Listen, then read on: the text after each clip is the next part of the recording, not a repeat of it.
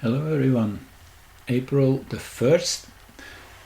This upcoming full moon of April the 5th and 6th will be the 7th full moon in the 17th degree of a sign in a row in sequence.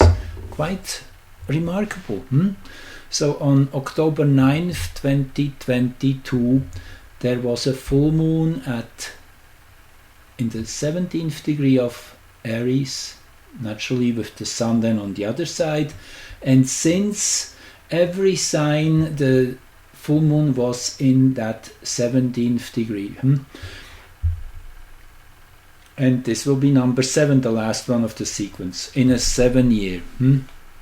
Lots of sevens there. The 7 being the number of standing a little bit aside, aloof, watching the whole show go down. It's that kind of that mystical, magical energy between the 6 and the 8, which are two very structural and stable numbers. So we are in that stage where things are turned around, reformatted, reshifted into a new structure, which then will be the frequency of 2024 when this comes fully into stabilization, you could say. So this is the year where everything is totally in chaos in a way. And again, chaos, I want to remind you, is in its original meaning primordial order. Divine order is what chaos is really representing. When you leave nature to do its own thing, then it's always beautiful, always perfect. Wherever you look, where there's untouched nature, that is the sacred geometry shining through. So if we are just spontaneous and open and honest, we always are in flow with that frequency, with that underlying sacred pattern of everything coming into alignment naturally in the right moment at the right time. And this is ever more strong in our present times. Now, this upcoming full moon is exact on the 6th, which is the Green Thursday, as I call it, in the German area, which is preceding Good Friday. And think of what's good on that day. Really another of these inversions where things are totally turned upside down, just as with the word chaos. We've seen that before. It's everywhere, actually. You know that probably. Everything has been turned upside down in our world. Nothing and nobody is really exactly what it really is. Appearances are deceiving. I guess that's the bottom line of it all, which makes us smarter. I guess we have to develop that ability to see through BS, to put that X-ray scanner on and go into the different layers of reality and see how they are telling us very different stories regarding on which level we tune in, as we all know. So with that understanding, we have to have compassion with those who are stuck in a certain depth of perception and know they are victims of MK Ultra. Literally, that's how we have to see it, and the more we can appreciate that, the more we have compassion, and we can bridge the gap eventually, which is important to reach other people, to bring us all together into alignment, and to establish that power which is necessary to sway that whole game into the right direction. That upcoming full moon plays a critical role. It is conjunct Chiron, and Chiron plays a very critical role. Chiron is the wounded healer, was discovered in 1977, was the first of these minor planets, an archetype in itself. The story is that Chiron got wounded by its own poison by a friend, Heracles, who was by accident, he came into the line of fire. So it's really, he was meant to have that injury to learn all about healing arts. Chiron, as the myth goes, is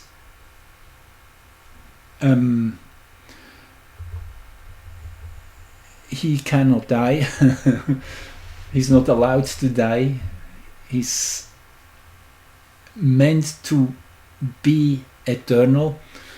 So even though he has this terrible wound, it's hurting, he cannot leave this physical plane. He is literally deemed to be here, which you probably will see there's a meaning in that ability to discorporate and then take on a new form. Chiron didn't have that. He had to try over and again to find new ways of healing, and eventually he became a master in healing arts and brought them to humanity. That's really the whole story here. Chiron, in that sense, is the one which represents that hero in our journey, on our journey, which we are. Us, you and me, we are representatives of that Chironic energy. Everyone else in that sense. Since 2018 until 2025, Chiron expresses through Aries, which is one of its best placements, as it is that energy of the sign Aries which prompts the general energy to become self-reflective and to see that everything starts with myself. If I'm changing the pattern, then everything will follow. That's kind of the idea. Now Chiron has reached the center of the sign Aries, and most particularly as seen from the overlayment, this is the one I want to show you here, the overlaying of the 64 hexagrams of the zodiac. Here you see it, this is hexagram 51. If we make it a little larger, this is the center of Aries from 15:07:30 to 20 degrees and 45 minutes. Again, for those of you who are new here and would like to learn, it's on my website, which I cannot access anymore, thecosmosofin.org, and here is also the breakdown of the degrees. Here you see it, 15:07:30 Aries till 2045, and here we have number 51 in Aries.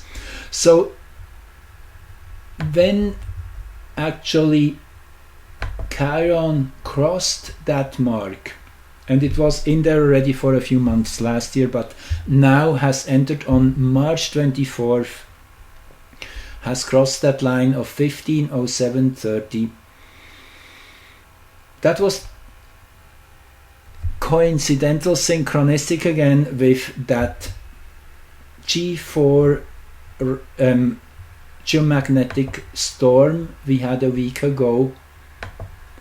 I did a recording on that because it was such an amazing synchronicity. The sun has generated these frequencies for this storm to unfold. The most strong shaking through of Earth's field, of Earth's electric field, naturally, which we have all been feeling too, because we are tuned into, we are part of Earth's geomagnetic body. It affects each one of us. So that was interestingly synchronized. The storm peaked between 0 and 3 a.m. I guess, or 3 to 6, I forget, somewhere in that range. So it was just short after the most intense part of that storm. I guess we can see it here once more. It was from 3 to 6. Yes, here it's a little hard to read. Yeah, even more so. So this is 0 hours, this is 3 a.m., this is 6 a.m. So the peak was here between 3 and 6 a.m. Now, first of all, what jumps out is the rising degree. When this energy was initiated, 2948, guess what? That's the degree of the upcoming eclipse on April the 20th or 19th. So this is really warming up this energy. So we're just getting our feet wet, and Chiron will be in this hexagram till May 1st, 2024, for more than a year. And this is the central zone of the sign Aries. Now let's look what that hexagram's meaning is.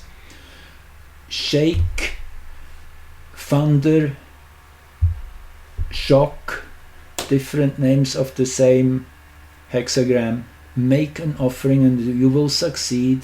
The shake comes, aye, then laughing birds, ha ha. The shake frightens us for 100 miles around. Do not lose the sacrificial ladle or spill the aromatic spirits. So this is really an energy of shaking awake, of shaking through, stirring things up, eliminating old patterns, transforming fear and anxiety by carefully inspecting and adjusting your attitudes. Don't be timid. Find the source of all misfortune by examining your own motives and attitudes. Change yourself and you change the situation. Do not oppose the order of creative change. Here we have it all in a nutshell. This is the frequency of hexagram 51, the centerpiece of the sign Aries, and Jupiter is in here too. So this is basically Chiron joining Jupiter here in this same frequency band, and then we have the full moon coming up in that same energy.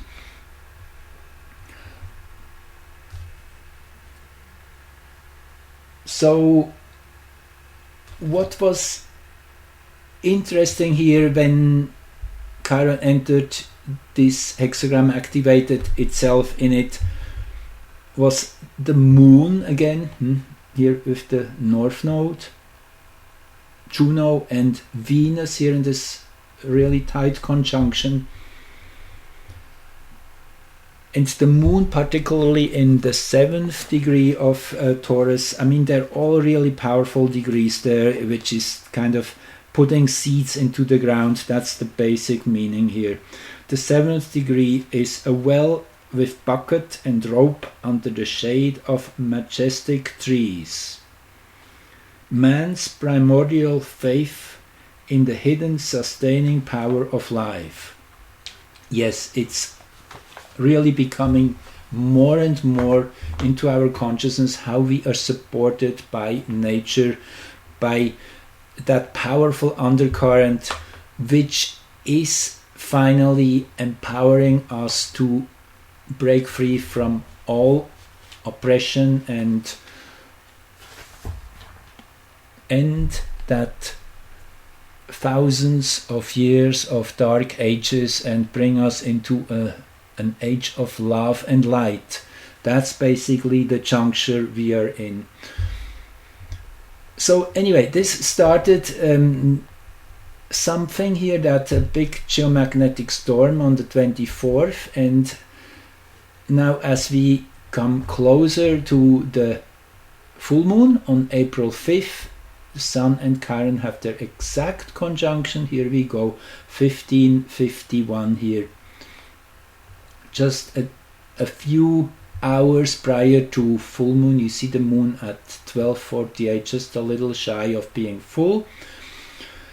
Now, what is standing out here is Nessus at the 4th house cusp here.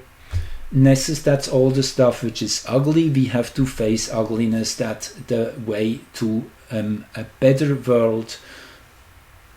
Nothing new here, we know that. And there is this friendly aspect from Uranus here, very exact on that day. You see 1702, 1703. So a sextile is a friendly helper who brings in that kind of support and holding your hand if you go through a difficult time. Nessus eventually has to be transmuted, its energy. We have to work through this polarity, and in that sense, once we have fully mastered that energy, we become able to heal it. That's how it goes. When we are maturing in expressing a certain frequency, then we become the masters of it and we can handle it, and every, even most darkest energy can be a medicine. It's really goes back to the principles of homeopathy, where Hahnemann, the founder, says everything is poison, nothing is poison. All that makes the difference is the amount, the dose of it. So anyway, we are definitely having to deal with a big dose of that dark energy right now in the collective to digest it, and this is what is being healed. And with Jupiter's help, this will be all be pulled into the light and being exposed. Naturally, everybody is on their own journey, so it won't be happening from the big news channels. It is an osmosis. More and more people are infected by the truth virus, if you would like to say it that way.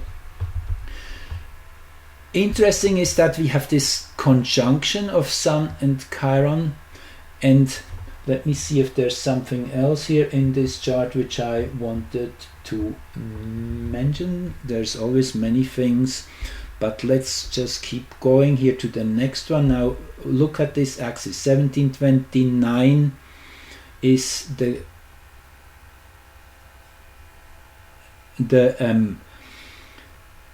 degree which is overhead over the zero meridian of Earth at that moment. And if we go to the next chart, which is Chiron's apogee, which just comes hours later, which is the moment Chiron is farthest away from Earth on a yearly base. Again, a very important turning point in that sense of the energy coming closer, closing in on us again. And you see here we have now the 17 degrees Sag here in midheaven. That is an exact 90-degree angle to where it was before. So these 18 degrees are charged up here. You see, if we play these two charts side by side, you see it.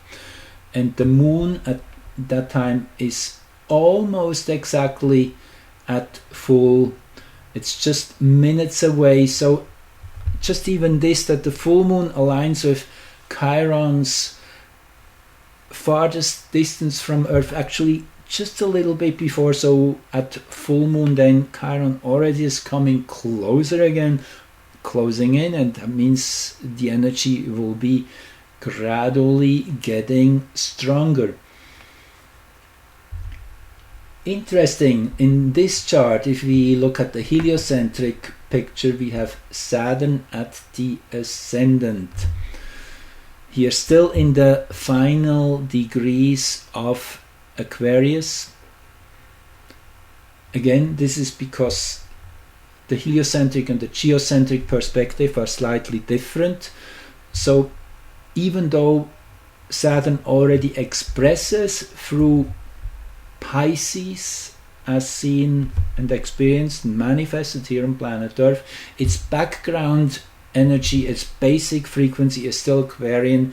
Very important. The big shift will come on April the 28th, when also heliocentrically Saturn will enter Pisces. So we have this late Aquarian frequency coming in, and in a perfect T-square here with Juno and Sedna. It's a nice pair too. Not that easy. It is learning to work with that shadow energy, difficult frequency of Sedna, which holds all the secrets and the wisdom from past times. It is re-embodying that energy. Sedna is in a critical degree here, together with Juno, and you see there is this heliocentric square just days away. So Saturn and Sedna and Juno, this is also a very, very strong stamina and ability to brace difficult frequencies. Last degrees are repositories of wisdom which has been accumulated through the planet's journey through that sign. Sedna has been in Taurus probably for close to 50 years or longer. So it's really coming to a culmination, and Juno is able to harness this energy. Again, it's basically Chiron's chart we're looking at, so this is all in regards of that healing initiation which is going on. It's really a healing crisis we are getting into. This is also in line with the Germanic healing knowledge, which my dear wife is studying right now. I'm learning a lot through her too. So we always have first, when something goes wrong, that's when we have what's called a conflict shock. When something goes terribly wrong and it gets an imprint on our system, and then later we have to go through what's called the healing crisis. That's when really we are going through the difficult phase of healing, which usually manifests in an illness or in a strong negative sensation in some way or other.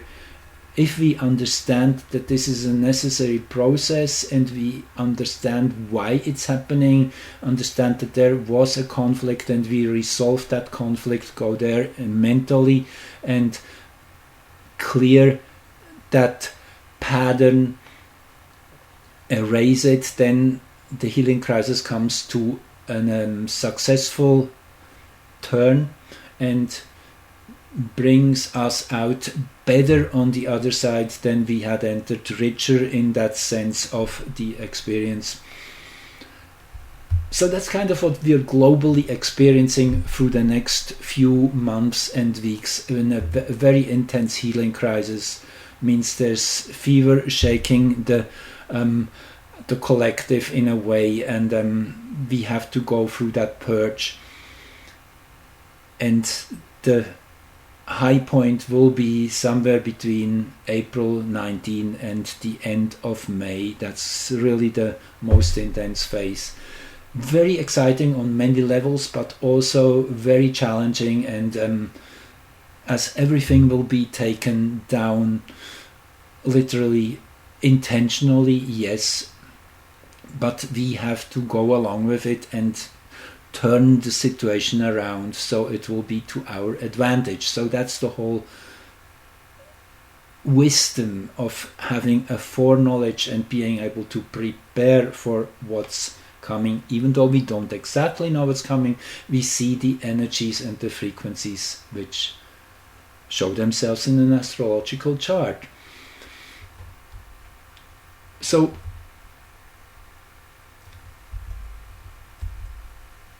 this is then the full moon, yes, and let me see what I wanted to say here. Interesting, the interception here of the sign Aries means it's fully enclosed here in the first house. So this really, that first and foremost, this is a personal journey. We have to integrate it within ourselves first before we are able to share it with others. Yes, we are helping each other to kind of become more sensitized and know that we have help, that we have someone standing by who's going through the same, actually. But it is at first a very intimate process where it all starts. The planet Mercury here at the node, which really brings that importance of trusting your perception and really your full perception, not just a fragment of it, kind of a flimmering screen on the wall telling you what's supposed to have happened out in the world, but really tuning into all our senses and questioning our perceptions on all levels. Mercury in Taurus by then. Yes, it is a physical experience when you understand something.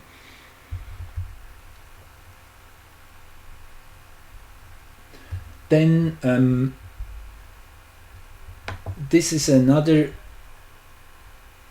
really powerful alignment which not many astrologers I have heard of talking about, Haumea in general, which is a newly found planet. And Haumea is the creative goddess of Hawaii, who creates the whole archipelago, I guess that's the word, out of the ocean. It's that fire of creation and also reformation and renewal. It's a very interesting little planet, looks like an American football and spins on its ends once every 4 hours, extremely dynamic. Has entered Scorpio a few months ago, actually in November 2022. And now will make its third exact square to Pluto. If we quickly look at this here, I wanted to show you, this is all the Pluto Haumea aspects through 500 years. So because they move pretty much in synchronicity since the year 1516 into the year 1955. We had multiple conjunctions. This is heliocentric here, so they were kind of waving forth and back around each other, one moving a little faster than the other. And now since 2022 we have squares between the two planet 90-degree angles, and this will go on till 2028 at first, and then again one moves ahead of the other and actually catches up again, and by the end of the century there will be another 5 conjunctions, or probably even more, because my calculating software here ends at the year 2100. So this is super interesting. Pluto and Haumea together are two powerhouses acting together. naturally when they're in conjunction. So that was in the 50s, 54, 55, when they had their last conjunction here. That is that was the time of when it was an everyday thing to see an atomic bomb going off somewhere in an test somewhere around the globe. It shows you this enormous release of power in Leo. Now we had 2 squares here in late Capricorn. This now, the third of 13 in the sequence, will be their first squaring in the new sign axis between Haumea 014 here in Scorpio and 014 Pluto in Aquarius. So this is an extreme charge which is becoming activated, and the square always is a collision of sorts, of 2 forces battling it out with each other. Interesting here is Elatus, Centaur planet, and Elatus, I made some notes here on it, again from the internet, and this is, I don't always mention the sources, but there's quite a few astrologers out there who do very deep research on all these newfound bodies, compare them in many natal charts, event charts, then kind of find the common denominator.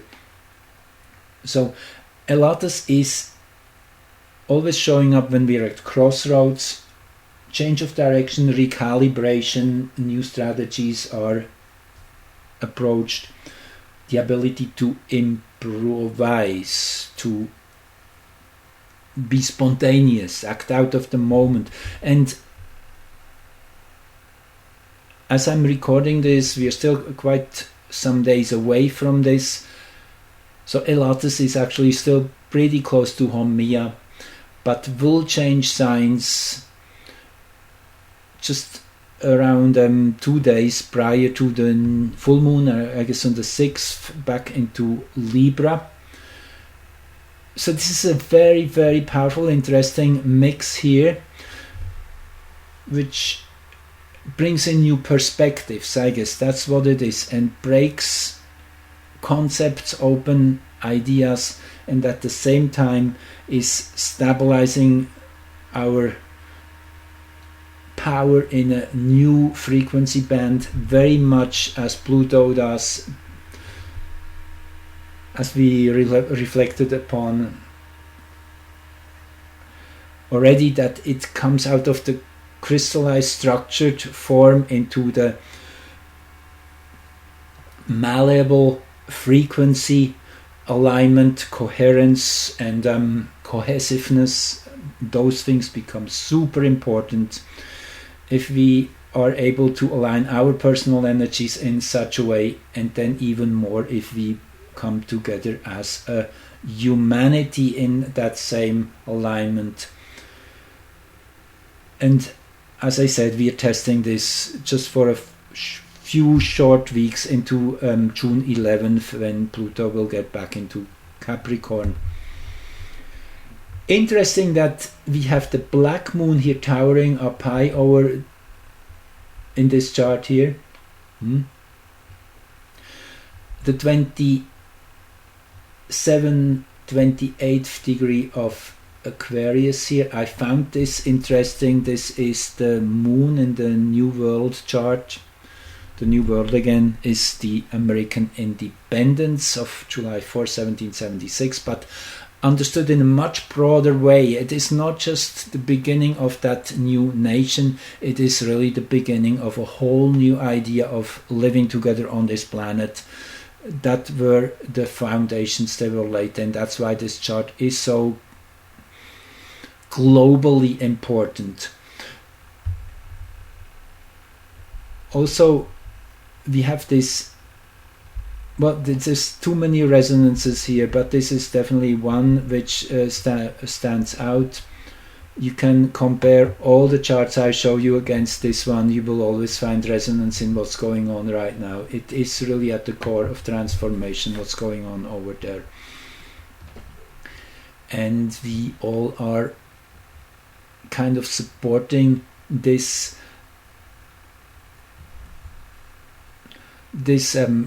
kind of square off of energies, because it has to happen on the very physical and mundane level, as well as on each of our personal levels. And naturally, the more people are awake, the more powerful that collective force will be and manifest as a breakthrough. But it is getting there. Interesting is now when Chiron 2 days later or so, or a few days later, is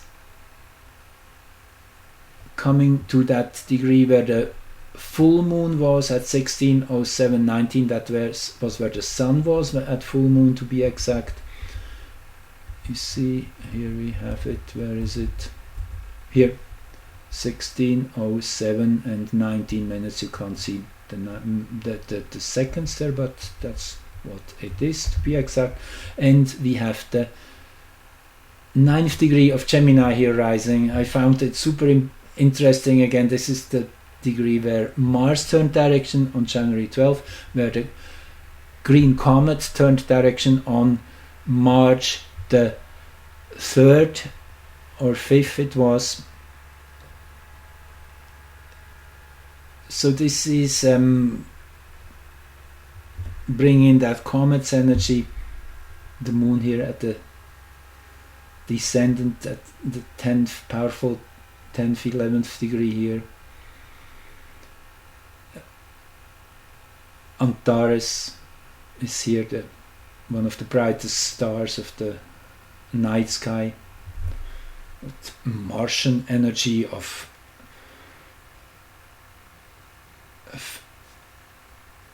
confrontational energy, definitely it is.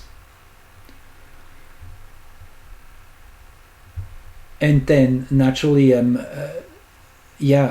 the Sun Jupiter conjunction. So when Chiron gets fully activated by that degree where the moon was, where the sun was at full moon, you have that Sun Jupiter conjunction, which is a power up for spirit as such, as the sun in its most primary expression is what keeps us alive, our innermost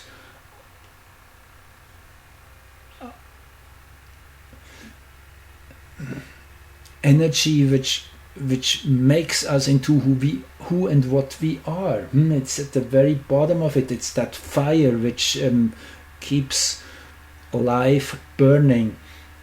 When Jupiter is feeding it, then this becomes a blast, a conflagration. And again, if we look at the New World chart, that chart which has to be transformed into that global community of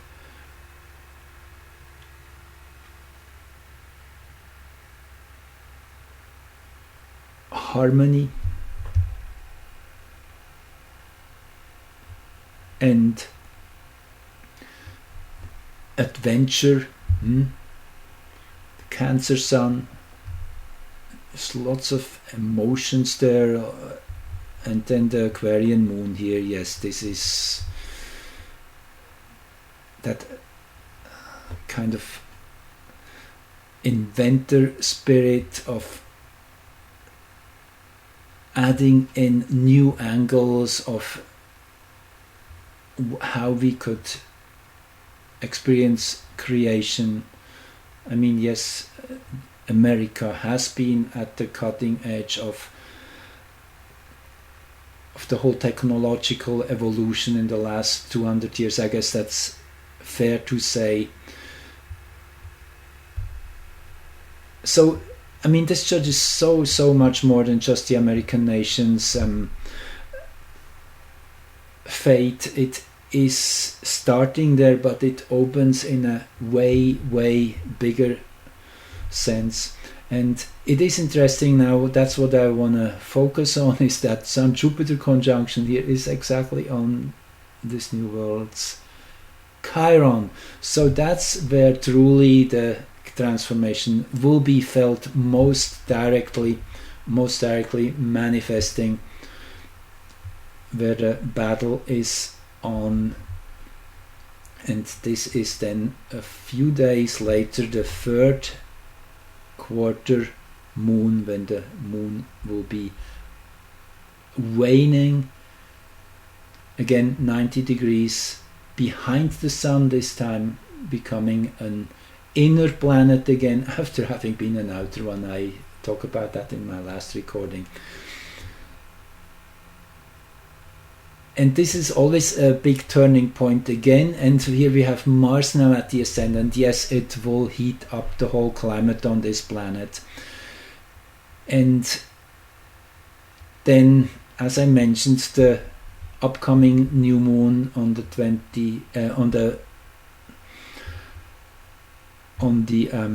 19th of April, 19th, 20th will be at 29:52.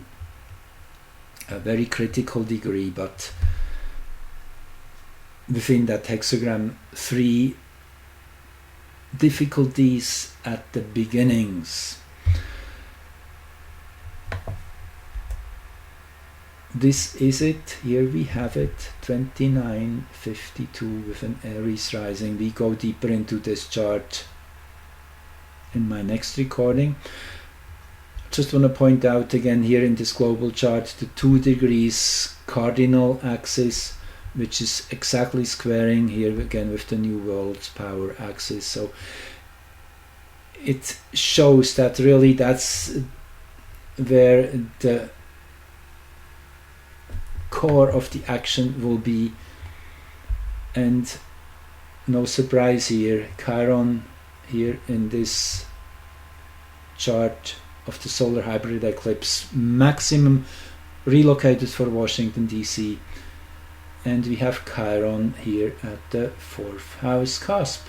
How is that? And all those planets in the 4th house. Yes, it is definitely the ground zero, and there's lots of confusion still there. You see that square from Neptune here.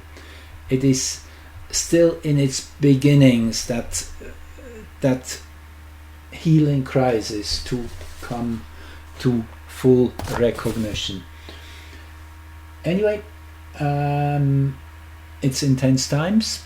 It's wonderful to be alive right now, and we are here on a mission. I guess we all know that, and whatever comes our way, we will have the intelligence and the spontaneity to handle it, to deal with it.